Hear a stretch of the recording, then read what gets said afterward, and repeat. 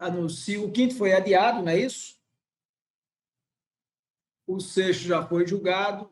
Chamo agora o sétimo da relatoria. Doutor Fábio Leandro, embargo de declaração no processo administrativo. O Ori João Pessoa, relatoria do doutor Fábio Leandro, assunto processo administrativo, embargante Antônio Luiz Saldanha, Holanda. Com a palavra, eminente relator, o sétimo. Senhor presidente, a Igreja Corte, doutor Rodolfo, procurador regional eleitoral, cuida-se de embargos interpostos por Antônio Luiz Saldanha, Holanda, com um pedido de efeito modificativo ao acordo TRE-PB-ID, que eu cito no voto, por meio do qual esta Corte rejeitou os embargos anteriormente opostos ao acordo TRE, que eu numero no voto. Reitera a existência de omissão na decisão embargada por não analisar a contradição existente entre a não redistribuição de seu cargo e o reconhecimento do enquadramento da sua situação como hipótese de remissão obrigatória, prevista na resolução TSE número 23563/2018, mantendo-se a decisão 355, proferida nos autos do processo 6, número citado, que está declarado no voto, mediante a qual a presidência do TRE-PB indeferiu o pedido de redistribuição formulado pelo embargante. Sustenta que no mesmo dia do julgamento dos embargos pretéritos, em 15 de abril de 2021, o excelentíssimo Corregedor-Geral da Justiça Eleitoral, o ministro Luiz Felipe Salomão, proferiu decisão nos autos do pedido de providência número 06.013/43/2020, publicado em 20 de abril de 2021, no Diário da Justiça Eletrônica, no sentido de que a redistribuição do cargo do embargante é imperiosa. Ressalta que o entendimento assentado na decisão proferida pelo excelentíssimo Corregedor-Geral da Justiça Eleitoral vai ao encontro do que restou consignado no primeiro acórdão da lavra da juíza Micheline de Oliveira Dantas Jatobá, então relatora desse feito, uma vez que ambos convergem no sentido de que a redistribuição pleiteada é possível, com o envio de qualquer cargo de analista judiciário, independentemente da especialidade. Insiste ainda na existência de contradição no deciso atacado, uma vez que, se tratando de hipótese de redistribuição obrigatória, com possibilidade de sua efetivação, com o envio de qualquer cargo vago de analista judiciário ao TRE do Distrito Federal. A decorrência lógica seria a reforma da decisão com o deferimento do seu pedido de redistribuição.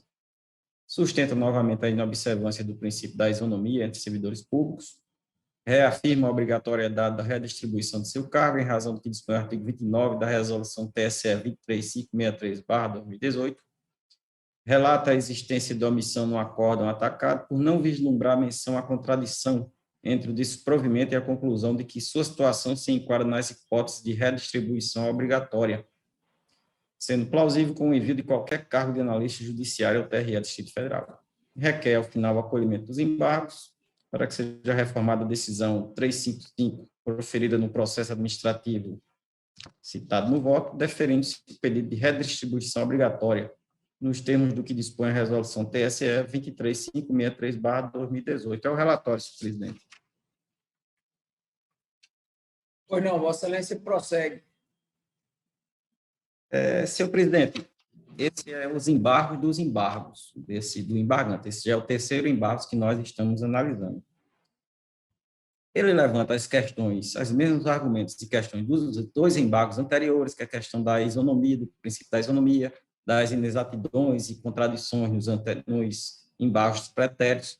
Agora ele inova com um novo argumento, que é com relação à decisão que foi dada pelo o ministro corregedor do STJ. Então, eu vou direto nesse ponto, que é a única inovação que ele traz nesses embargos. E aqui, analisando esse argumento, que os demais já foram todos analisados nos embargos anteriores, eu, assim, registro.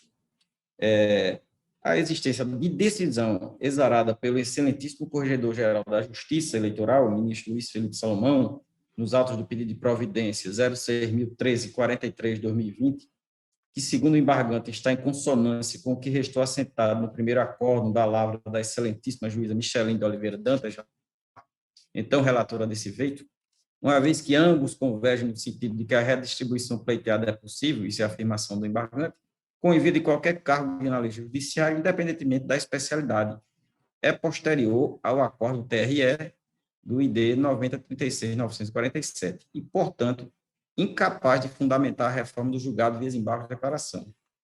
Esse argumento não tem o condão de modificar o acórdão atacado por meio de novos embargos de declaração, sendo, portanto, evidente a inadequação da via eleita para rediscutir matéria com fundamento em tal decisão. Finalizando esse argumento, ou enfrentando esse argumento, eu digo no voto.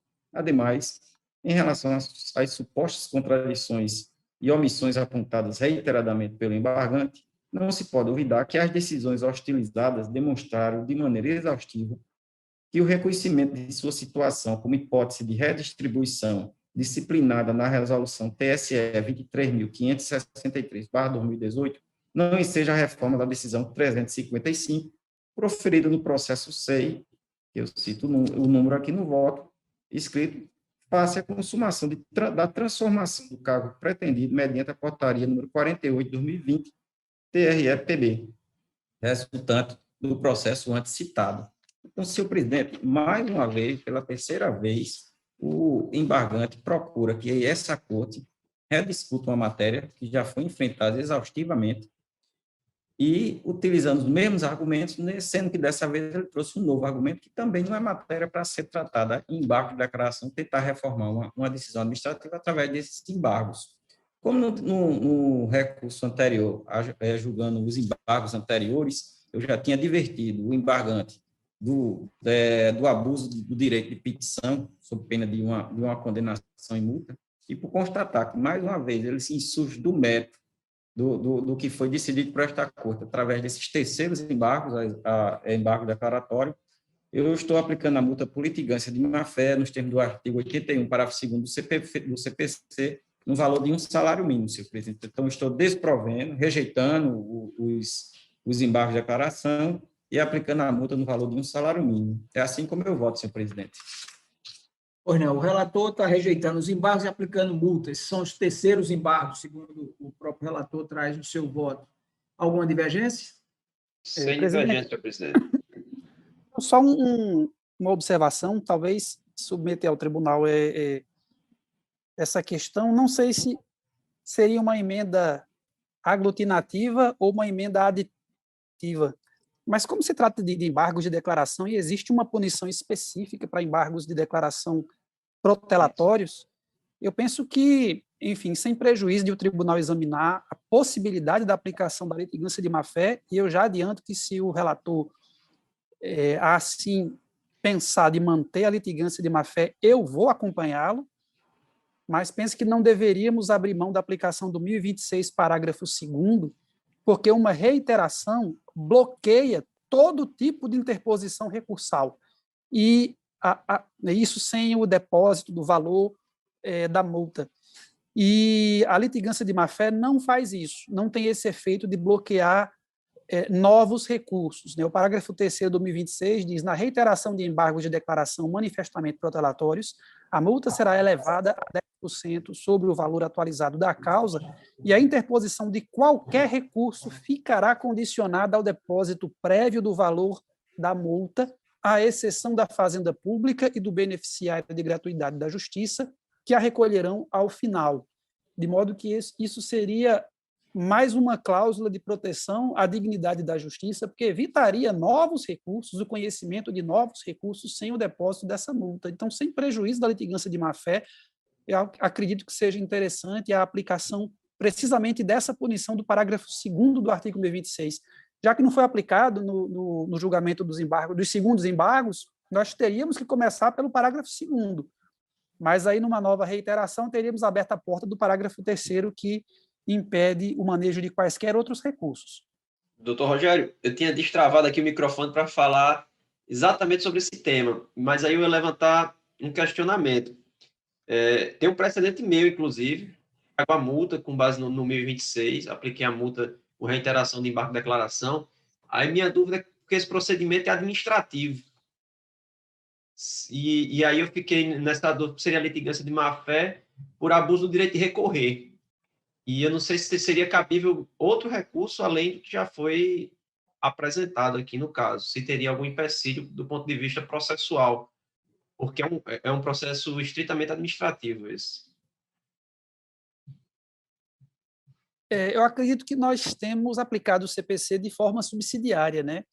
Porque a lei do procedimento administrativo federal não me lembro se cuida, mas quer me parecer que não cuida especificamente desse tipo de litigância predatória.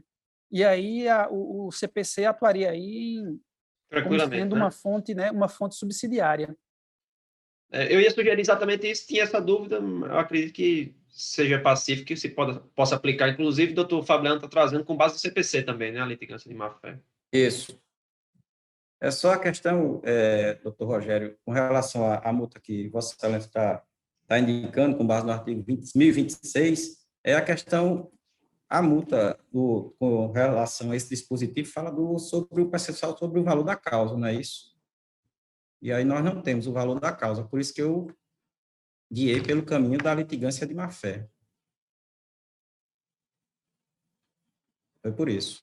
Entendo. Nós teríamos um problema Exatamente. operacional aí, né? Exato. Por isso que eu fui por esse caminho da litigância de má-fé. Ok, então eu acompanho. Acompanho, problema, embora ainda lamentando que nós podemos ter ainda os 4º, 5º e 6º embargos de declaração. E haja multa, né?